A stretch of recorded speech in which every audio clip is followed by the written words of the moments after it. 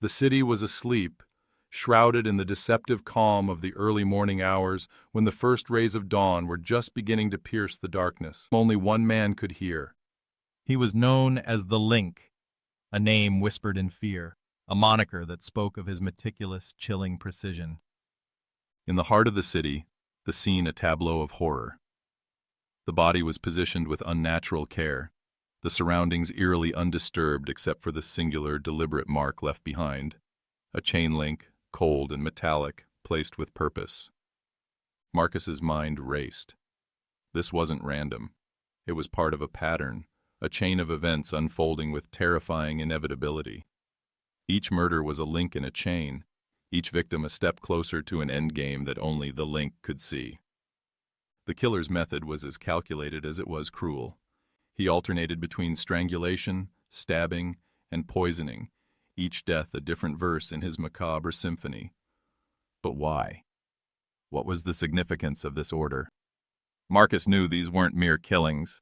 They were messages, each one a clue to the next, forming a path that the killer wanted followed. As Marcus pieced together the scenes, a chilling realization dawned on him.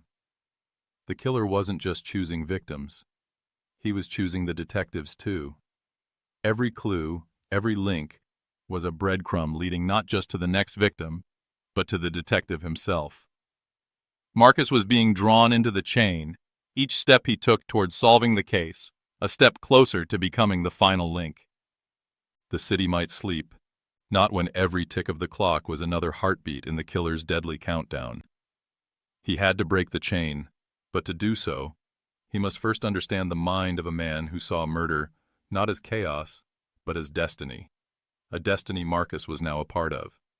The game was set, the rules were cruel, and the stakes were life itself. Marcus Reed's eyes were fixed on the chain link, its cold steel reflecting the harsh light of the crime scene. The weight of the situation pressed down on him, a palpable force that seemed to tighten with each passing second. He knew he was being played, but understanding the game was another matter entirely. He turned away from the body, his gaze sweeping over the meticulously clean room. The killer's signature was clear. No chaos, no struggle, just the eerie stillness of a scene set with the precision of a stage. Each murder a step in a dance choreographed by a mind obsessed with order. Detective Reed, a voice broke his concentration. It was his partner, Detective Laura Simmons, her face etched with the same grim determination. "We've got another clue," she said, holding up an evidence bag containing a small, ornate key. Marcus took the bag, examining the key. "This isn't random. It's all part of his chain." Laura nodded, her eyes scanning the room. "He's leading us somewhere, Marcus. But where?" The answer seemed to lie in the pattern. Marcus spread out the crime scene photos on a nearby table, each one marked with a different method of murder. "He's alternating," Marcus observed. "Strangulation, stabbing, poisoning. And now, something new with this key. It's like he's telling a story, or perhaps following one." The realization hit Marcus like a cold wind. He's not just killing, he's correcting something. Each murder, each clue, it's all part of a narrative he believes must be fulfilled, her expression serious. Marcus glanced back at the key in the evidence bag, then at the chain link. "We follow the clues, but not blindly. We need to anticipate his next move, understand his endgame. This isn't just about catching a killer. It's about stopping a sequence he believes is his destiny." The room felt colder, the air thick with the tension of the hunt. Marcus knew they were both part of this chain now, whether they liked it or not. "Let's find out what this key opens," he said, determination hardening his voice. "And let's make sure it's not the door to our own graves."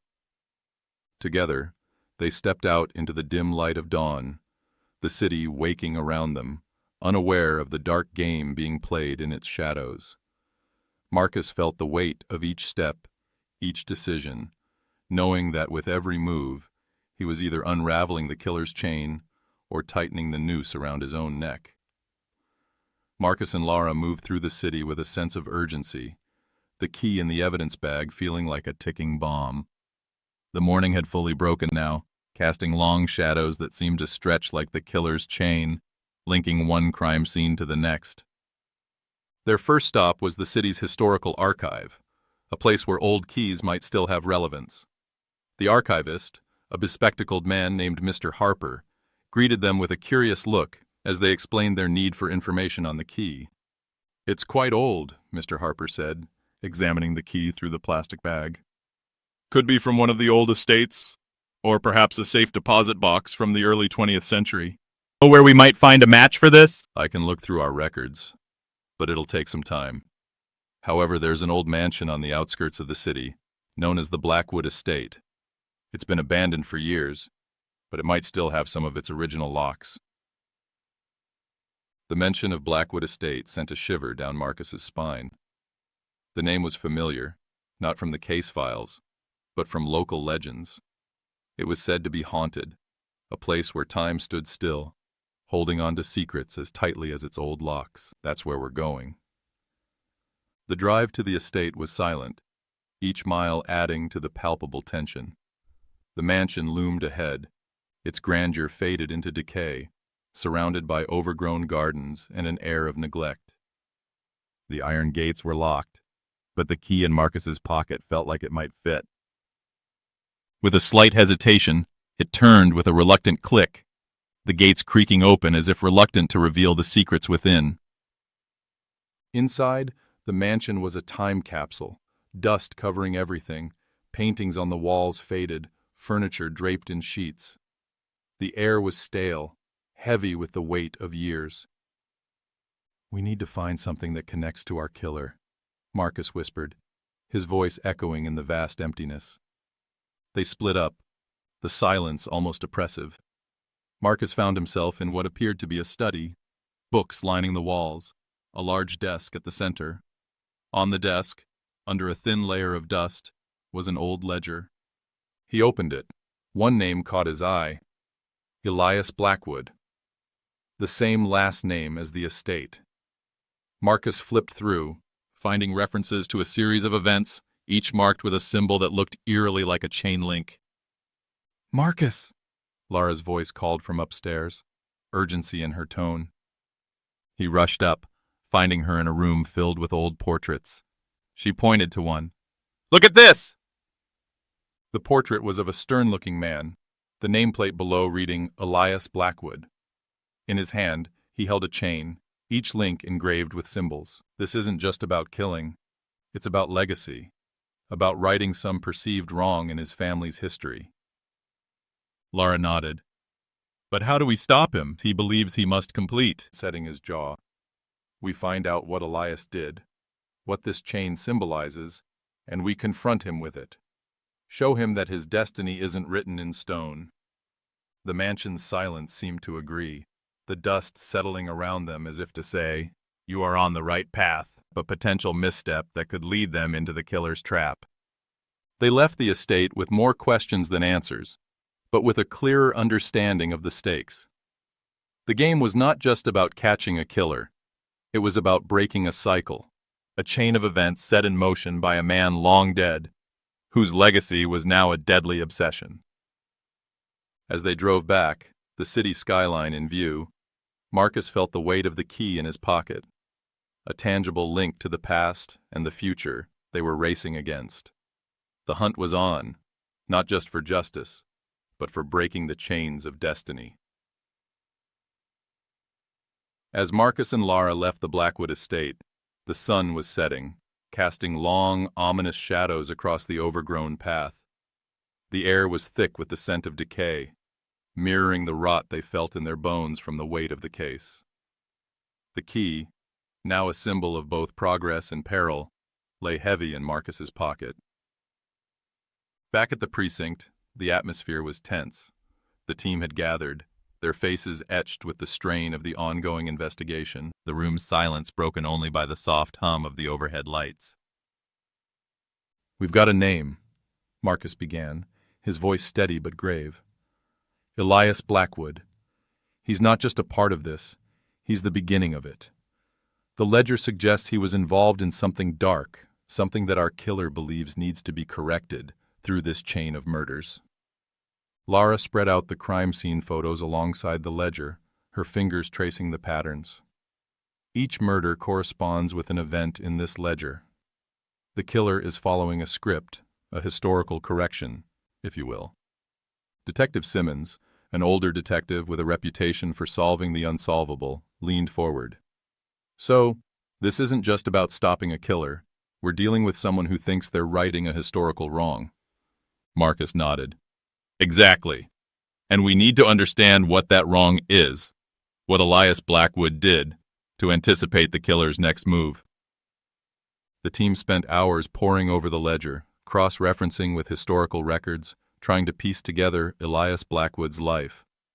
It became clear that Elias was involved in a series of financial manipulations that led to the ruin of several families, his actions cloaked in the guise of business dealings.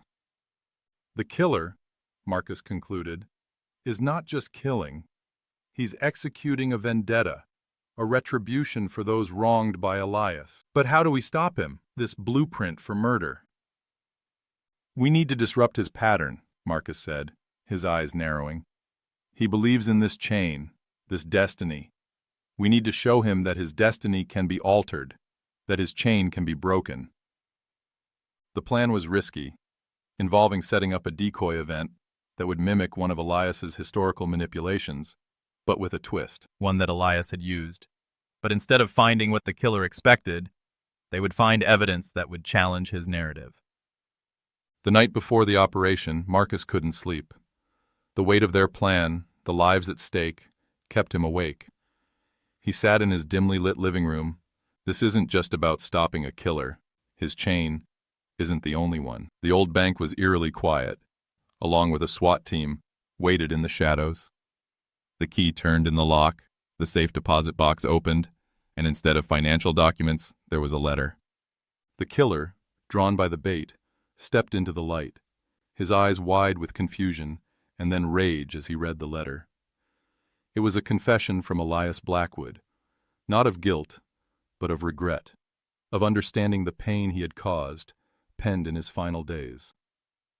The killer's face contorted, the rage palpable as he absorbed the words of Elias Blackwood's confession.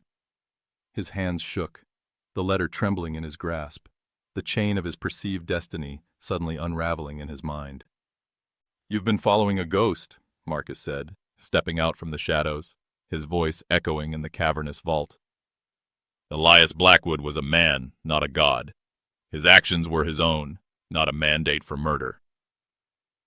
The killer's eyes darted from Marcus to Lara, then back to the letter, his breathing heavy. "You don't understand!" he shouted, his voice cracking. "This is justice! This is the only way to right the wrongs he committed!" Lara moved closer, her stance firm yet empathetic. "Justice isn't served by becoming the very thing you despise. You're not correcting history, you're perpetuating its darkest cycle, signaling them to wait." He needed to reach the man, to break the chain not just physically, but mentally. "You think Elias Blackwood's legacy is this chain of death? This isn't legacy, just like those you've killed." The killer's gaze fell to the chain link he had placed in his pocket, a symbol of his mission, now feeling like a shackle. He looked back at Marcus, his eyes wild, searching for some justification, some reason to continue. Elias Blackwood regretted his actions. He wrote this letter not to absolve himself, but to acknowledge the pain he caused. "You've been following a path laid by a man who, in his final moments, wished for forgiveness, not vengeance." The killer's resolve seemed to waver, his grip on the letter loosening. "But the chain, it's all I've known," he whispered, his voice barely audible over the hum of the vault's machinery. "That's the point. You can choose to break it. You can end this cycle. Elias Blackwood's legacy doesn't have to be one of ruin and death. It can be one of redemption. Through you." The silence stretched, the tension palpable. The killer's eyes, filled with conflict, met Marcus's. There was a moment, a flicker of something human, something lost in the obsession. Then, with a sudden movement, the killer lunged, not at Marcus, but towards the open safe deposit box, pulling out a gun hidden inside. The SWAT team reacted instantly, but Marcus was quicker, diving to tackle the killer to the ground. A shot rang out, echoing through the vault, the sound reverberating off the metal walls. Marcus felt the impact, a sharp burning pain in his side, but he held firm, wrestling the gun from the killer's grasp. Lara was there in an instant, helping to subdue him as the SWAT team moved in, securing the killer with practiced efficiency. Marcus, clutching his side, managed to sit up, his eyes never leaving the killer's face. "It's over," Marcus gasped, the pain making his words strained. "You've got no more links to follow." The killer, now handcuffed, looked at Marcus with a mix of defeat and relief. I didn't want this," he murmured, tears mixing with the dust on his face. Lara called for medical assistance, her voice urgent yet controlled. As Marcus was tended to, he watched the killer being led away, the weight of his actions finally settling upon him. The vault, once a symbol of secrets and hidden truths, now echoed with the sound of justice being served, a sharp reminder of the cost of this confrontation. Lara knelt beside him, her hand pressing down on his wound to stem the bleeding. "You did it, Marcus. You broke the chain." As the paramedics arrived, Marcus's thoughts were not on his injury, but on the journey that had led them here. The city outside was waking up, oblivious to the drama that had unfolded in the shadows of its past. The sun cast light through the vault's narrow windows, illuminating the scene with a sense of closure. In the days that followed, as Marcus recovered, the pieces of the puzzle were laid out for all to see. The killer, whose real name was revealed to be Samuel Blackwood, a distant relative of Elias, had been driven by a distorted sense of duty to right the wrongs of his ancestor. The ledger, the key, the murders, all were part of a twisted narrative he believed he was destined to fulfill. The city's newspapers ran headlines of the chain killer being apprehended, a reminder of how fragile the line between justice and obsession can be. Don't forget to subscribe, like, and comment if you enjoyed this story. This will help us create more engaging stories for you.